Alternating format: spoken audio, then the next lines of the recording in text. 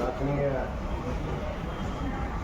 ವಿಜಯೋತ್ಸವ ಹಾಗೂ 201ನೇ ಜಯಂತ್ಯೋತ್ಸವ ವೀರಮಾತೆ ಕಿತ್ತೂರು ಚೆನ್ನಮ್ಮನವರ ಈ ಒಂದು ವಿಜಯೋತ್ಸವ ಹಾಗೂ ಜಯಂತ್ಯೋತ್ಸವವನ್ನು ಇವತ್ತೇನು ಕರ್ನಾಟಕ ಗಣ ಸರ್ಕಾರ 2017ರಲ್ಲಿ ನಮ್ಮ ಮಾನ್ಯ ಮುಖ್ಯಮಂತ್ರಿಗಳಾದಂಥ ಸನ್ಮಾನ್ಯ ಸಿದ್ದರಾಮಯ್ಯ ಸಾಹೇಬರು ಅಧಿಕೃತವಾಗಿ ಇವತ್ತು ಚೆನ್ನಮ್ಮನ ವಿಜಯೋತ್ಸವ ಮತ್ತು ಜಯಂತ್ಯೋತ್ಸವವನ್ನು ಪ್ರಾರಂಭ ಮಾಡಿದರು. ಅಂದ ನಂತರ ಇವತ್ತು ಈ ರಾಜ್ಯದಲ್ಲಿ ಪ್ರತಿ ವರ್ಷ ಏನು ಕರ್ನಾಟಕ ಗಣ ಸರ್ಕಾರ ಪ್ರತಿಯೊಂದು ತಾಲೂಕಾ ಮತ್ತು ಜಿಲ್ಲಾ ಕಚೇರಿಗಳಲ್ಲಿ ಈ ಒಂದು ವಿಜಯೋತ್ಸವ ಹಾಗೂ ಜಯಂತ್ಯೋತ್ಸವವನ್ನು ಆಚರಣೆ ಮಾಡೋದಕ್ಕೆ ಅನುಮತಿ ನೀಡಿದ ಹಿನ್ನೆಲೆಯಲ್ಲಿ ಇವತ್ತು ನಾವು ಕೂಡ ಹುನಗುಂದ ಮತಕ್ಷೇತ್ರದಿಂದ ಹುನಗುಂದಾಗುವ ತಾಲೂಕಿನ ಅಡಿಯಲ್ಲಿ ಇಡೀ ಸಮಾಜದ ಬಂಧುಗಳು ಇವತ್ತು ಸರ್ಕಾರಿ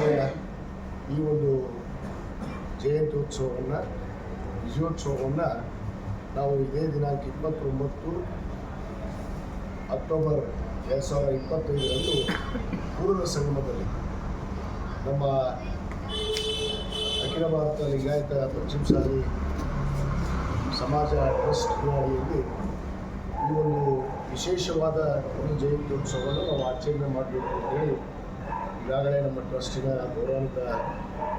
ಗೌರವ ಅಧ್ಯಕ್ಷರಾದಂಥ ಸನ್ಮಾನ್ಯ ಪ್ರಬಣ್ಣ ಹುಂಚಿಗಟ್ಟಿಯವರು ಮತ್ತು ನಮ್ಮ ಪ್ರಧಾನ ಕಾರ್ಯದರ್ಶಿಗಳು ಹಿರಿಯರಾದಂಥ ನೀಲಕಂಠ ಅಸೂಟಿಯವರು ಮತ್ತು ನಮ್ಮ ಕಾರ್ಯದರ್ಶಿಗಳಾದಂಥ MS ಮಲ್ಲಾಪುರವರು ಮತ್ತು ಅನೇಕ ನಮ್ಮ ತಾಲೂಕಿನ ಧರ್ಮದರ್ಶಿಗಳು ಒಳಗೊಂಡು ಎಲ್ಲ ಸಮಾಜದ ಹಿರಿಯರು ಮತ್ತು ಈ ವಿಶೇಷ ಅಂದರೆ ಏನಂದ್ರೆ ಇದು ಚೆನ್ನಮ್ಮನ ಒಂದು ವಿಜಯೋತ್ಸವ ಜಯಂತ್ಯೋತ್ಸವ ಕೇವಲ ಲಿಂಗಾಯತ ಪಂಚಮಸಾಲಿಗೆ ಸಮಾಜಕ್ಕಷ್ಟೇ ಸೀಮಿತವಾಗಿ ಆದಂಥದ್ದು ಜಯಂತ್ಯೋತ್ಸವ ವಿಜಯೋತ್ಸವ ಅಲ್ಲ. ಇದು ಇಡೀ ನಾಡಿನ ಸಮಸ್ತ ಜನತೆಯ ಒಂದು ವಿಜಯೋತ್ಸವ ಜಯಂತ್ಯೋತ್ಸವ. ಇವತ್ತು ನಾಡಿನಲ್ಲಿ ಅನೇಕ ಜಯಂತ್ಯೋತ್ಸವ ಈ ವಿಜಯೋತ್ಸವ ಸ್ವಾತಂತ್ರ್ಯಕ್ಕಾಗಿ ಹೋರಾಟ ಮಾಡಿದಂಥವರು ಈ ದೇಶಕ್ಕಾಗಿ ತ್ಯಾಗ ಮತ್ತು ಬಲಿದಾನದಿಂದ ಸ್ವಾತಂತ್ರ್ಯವನ್ನು ತಂದುಕೊಡುವಂಥ ಸಂದರ್ಭದಲ್ಲಿ ಬ್ರಿಟಿಷರ ವಿರುದ್ಧ ಇವತ್ತು ಹೋರಾಟ ಮಾಡಿದಂಥ ಅನೇಕ ಮಾನ್ಯರಿದ್ದಾರೆ. ಇವತ್ತು ಅದರಲ್ಲಿ ಏನು ವೀರ ಸಂಗೊಳ್ಳಿ ರಾಯಣ್ಣ ಇರ್ಬೋದು, ಇವತ್ತು ಅಂಟೂರು ಬಾಳಪ್ಪನವ್ರು ಇರ್ಬೋದು, ಬಿಸ್ಕಸ್ತಿ ಬಸಪ್ಪನವ್ರು ಇರ್ಬೋದು, ಎಲ್ಲನ್ನ ಒಡ್ಡರ್ ಇರ್ಬೋದು, ಇಂಥ ಅನೇಕ ಸಮಾಜದ ಏನು ಮುಖಂಡರು ಆ ಒಂದು ಹೋರಾಟದಲ್ಲಿ ಚೆನ್ನಮ್ಮನ ಜೊತೆಗೆ ಖಡ್ಗವನ್ನು ಎತ್ತಿದಂಥವ್ರು. ನಮಗೆಲ್ಲ ಗೊತ್ತಿದೆ 1824ರಲ್ಲಿ ಪ್ರಥಮವಾಗಿ ಚೆನ್ನಮ್ಮ ಬ್ರಿಟಿಷರ ವಿರುದ್ಧ ಕಾಳುಗಳನ್ನು ಕೂಗಿ ಖಡ್ಗವನ್ನು ಎತ್ತಿದಂಥ ಪ್ರಥಮ ಮಹಿಳೆ, ಈ ದೇಶದಲ್ಲೇ ಪ್ರಥಮ ಮಹಿಳೆ ವೀರಮಾತೆ ಚೆನ್ನಮ್ಮ. ಬಹುತೇಕ ಚೆನ್ನಮ್ಮನ ಒಂದು ವಿಜಯೋತ್ಸವವನ್ನು ಜಯಂತ್ಯೋತ್ಸವವನ್ನು ಹುನಗುಂದ ಮತಕ್ಷೇತ್ರದಲ್ಲಿ ಎಲ್ಲ ಧರ್ಮೀಯರನ್ನು ಒಳಗೊಂಡು ಸರ್ವಧರ್ಮವನ್ನು ಒಳಗೊಂಡು ಈ ಒಂದು ಆಚರಣೆಯನ್ನು ನಾವು ಕೂಡಲ ಸಂಘದಲ್ಲಿ ಮಾಡಬೇಕು ಅಂತೇಳಿ ನಮ್ಮ ಸಮಾಜದ ಅನೇಕ ಮುಖಂಡರು ಮತ್ತು ಧರ್ಮದರ್ಶಿಗಳು ಸೇರಿಕೊಂಡು ಈ ಒಂದು ಇದೇ ದಿನಾಂಕ 29 ಅಕ್ಟೋಬರ್ 25ರಂದು ಆಚರಣೆ ಮಾಡೋದಕ್ಕೆ ನಾವೆಲ್ಲ ಮುಂದಾಗಿದ್ದೇವೆ.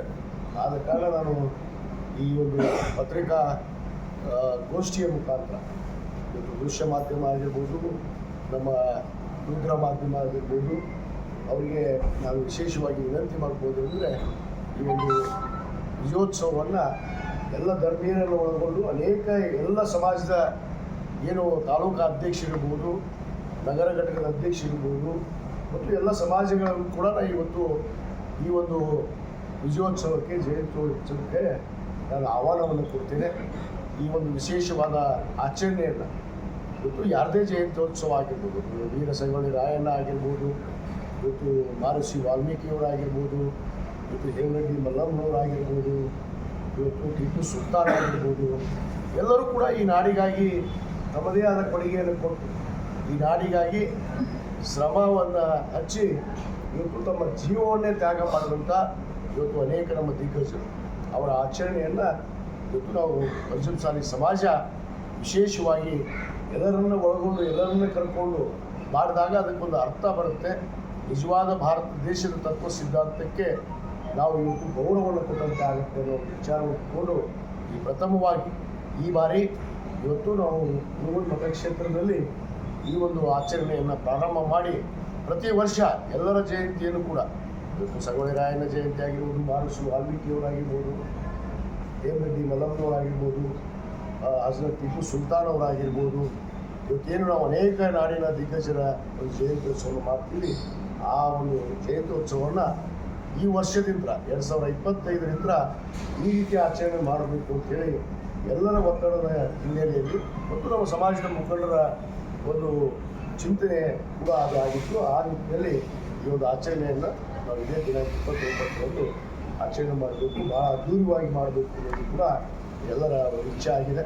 ಆದ ಕಾರಣ ನಾನು ಮಾಧ್ಯಮದ ಮುಖಾಂತರ ಸಮಸ್ತ ಹುಣಗುಂದ ಕ್ಷೇತ್ರದ ಎಲ್ಲ ಸಮಾಜದ ಗುರುವರಿಯರಿಗೆ ಮತ್ತು ಎಲ್ಲ ಸಮಾಜದ ಅಧ್ಯಕ್ಷರಿಗೆ ನಾನು ವಿನಂತಿ ಮಾಡ್ಕೊಳ್ತೇನೆ, ತಾವೆಲ್ಲರೂ ಈ ಆಚರಣೆಯಲ್ಲಿ ಭಾಗವಹಿಸಿ ಇನ್ನು ಮುಂದೆ ಹುಣಗುಂದ ಮತಕ್ಷೇತ್ರದಲ್ಲಿ ವಿಶಿಷ್ಟವಾಗಿ ಒಂದು ಆಚರಣೆಯನ್ನು ಪ್ರಾರಂಭ ಮಾಡೋಣ ಅನ್ನೋ ಮಾತನ್ನು ಕೂಡ ನಾನು ಈ ಸಂದರ್ಭದಲ್ಲಿ ಹೇಳಕ್ಕೆ ಇಚ್ಛೆ ಪಡ್ತೇನೆ.